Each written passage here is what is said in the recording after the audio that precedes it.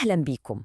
النهاردة هنتكلم في مشكلة كلنا أكيد مرينا بيها، اللحظة المحبطة دي لما اللابتوب يقرر فجأة يقف وما يعملش أي حاجة.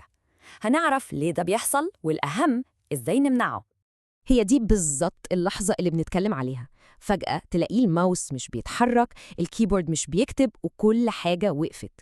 والشغل اللي كنت بتعمله ده راح في خبركين. موقف محبط جدا بصراحة. بس الخبر الحلو بقى إن التهنيج ده مش بيحصل من فراغ.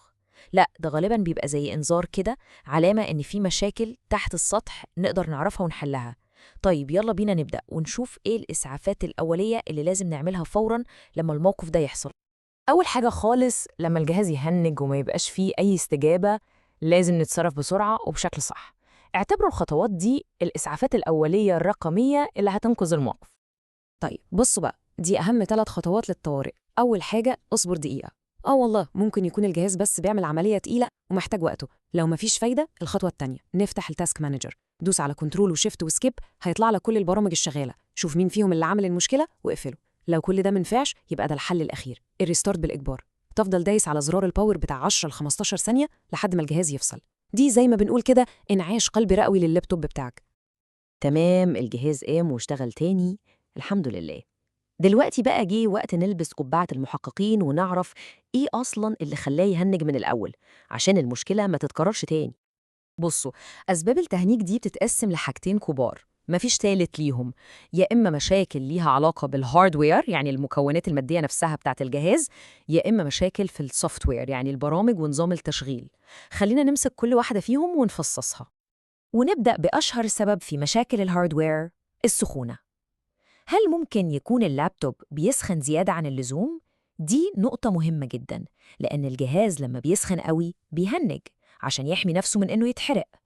طب نعرف إزاي إنه بيسخن؟ في علامات واضحة جداً. أول حاجة، لو لمست اللابتوب من تحت ولقيته سخن نار، أو لو سمعت صوت المراوح شغال على أعلى سرعة طول الوقت ومش بتفصل. كمان لو لاحظت إن التهنيج ده بيحصل دايماً لما بتكون بتعمل حاجة تقيلة زي الألعاب أو بتعمل مونتاج لفيديو. وآخر حاجة، ودي غلطة كلنا بنعملها، لو حاطط اللابتوب على سطح طري زي السرير أو الكنبة، ده بيسد فتحات التهوية وبيخليه يسخن.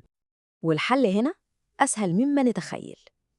أول حاجة، نتأكد إن فتحات التهوية نظيفة ومفيش تراب سددها. ممكن نستخدم علبة هواء مضغوط عشان ننضفها.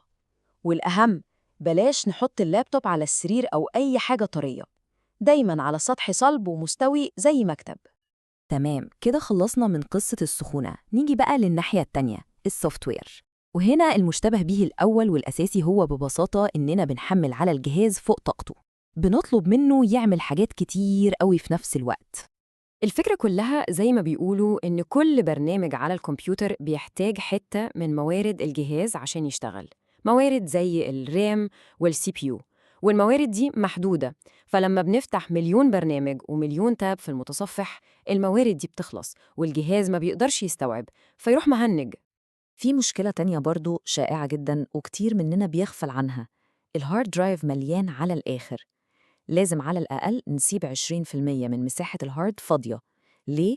لأن نظام التشغيل بيحتاج المساحة دي عشان يشتغل براحته، يعمل ملفات مؤقتة ويتحرك فيها. لو المساحة دي مش موجودة، الجهاز بيتبطأ جدا وممكن يهنج. طيب، بعيداً عن السخونة والموارد، في كام سبب تاني لازم نحطهم في الحسبان. ممكن يكون في فيروسات أو برامج خبيثة شغالة في الخلفية وعمالة تستهلك موارد الجهاز، أو ممكن تكون تعريفات الجهاز قديمة أو فيها مشكلة.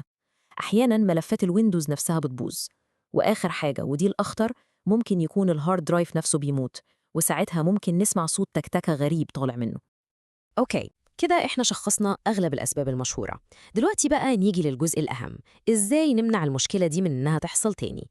خلينا نفكر بشكل استباقي ونتكلم عن الصيانة الدورية. الوقاية دايماً خير من العلاج، صح؟ دي خطة وقاية بسيطة لو مشينا عليها هنقلل التهنيج بشكل كبير جداً. أولاً، نحدث البرامج والتعريفات أول بأول. ثانياً، نعمل فحص شامل للفيروسات بشكل دوري. ثالثاً، ننظف التراب من المراوح وفتحات التهوية كل فترة. رابعاً، ودي عادة مهمة، نقفل البرامج والتابات اللي مش بنستخدمها. خامساً، نمسح الملفات اللي ملهاش لازمة عشان نفضي مساحة. وأخيراً ودايماً وأبداً، نعمل نسخة احتياطية من بياناتنا المهمة. طيب، عملنا كل ده والمشكلة لسه موجودة، نعمل إيه؟ هنا بقى بيجي دور إننا نعرف إمتى نقول لأ، الموضوع ده أقدر مني، إمتى الوقت اللي لازم نكلم فيه متخصص. الجدول ده بيلخص الموقف كويس. لو التهنيج عشوائي ومش مفهوم، جرب الأول تعمل فحص فيروسات وتحدث التعريفات. لو استمر يبقى محتاج متخصص. لو سمعت صوت تكتكة من الهارد، ده إنذار خطر. اعمل نسخة احتياطية من كل حاجة فوراً وكلم حد بتاع صيانة. لو مشكلة السخونة لسه موجودة بعد ما نظفت المراوح، يبقى ممكن تكون في مشكلة أعمق. ولو بتظهر لك الشاشة الزرقاء بتاعت الويندوز دي كتير بعد ما عملت ريستارت وبرضه بتتكرر، يبقى لازم حد خبير يبص عليه. وفي الآخر كل الإشارات دي بتوصلنا لسؤال أخير مهم جدا: هل اللابتوب بيبعت لنا رسالة إنه محتاج مجرد صيانة بسيطة وحبة اهتمام، ولا دي علامات إن عمره الافتراضي قرب يخلص وإنه جه الوقت نفكر في جهاز جديد؟